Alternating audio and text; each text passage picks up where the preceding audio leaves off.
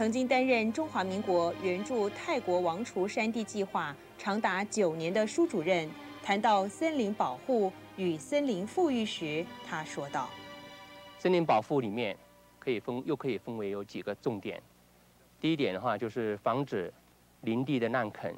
跟盗伐；第二个，防止森林的火灾；第三个，防止森林的病虫害的防治；第四个就是防止这个水土石流的发生，这是保护的部分。在林地的富裕可以分为一个是育苗，这育苗里面主要的话是育红桧、扁柏、肖楠；第二个是在天然林里面，我们可以做天然更新，譬如说林木的太稀疏了，我们怎么样能够把这些的林木复旧，而让长出更多的幼苗。第三个就是人工林，人工林在经常性的工作，主要是做砍草，这个是我们主要的工作。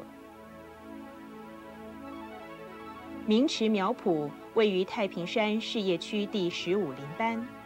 面积有19800平方公尺，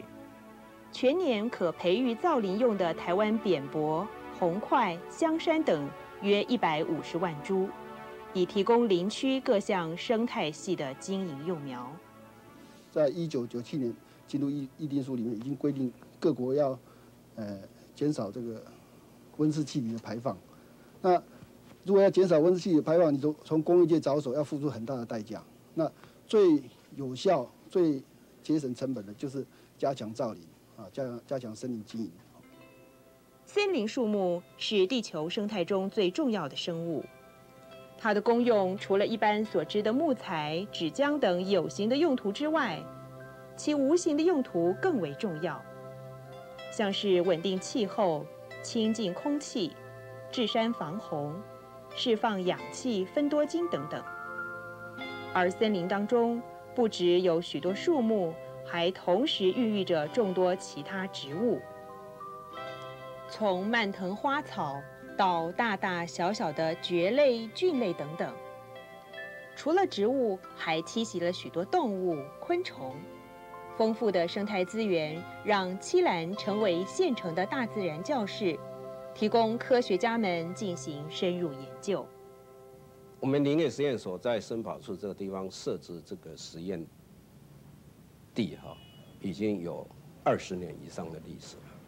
根据我们多年来跟森保处的上至处长、下至基层工作人员给我们一个感受，他们处长虽然是阿兵哥出身，但是他们懂得隔行如隔山这个道理，所以对林业人员非常的尊重。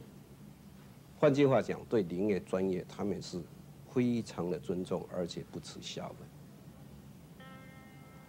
因此呢，现在总共有21项的实验研究计划，包括中央研究院周昌宏院士的这个鸳鸯湖的长期生态研究，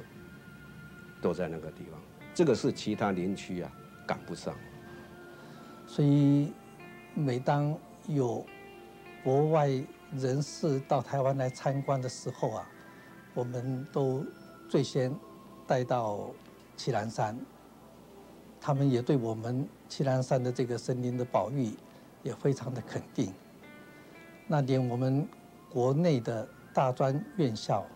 森林科学的学生也很多都到这边来实习，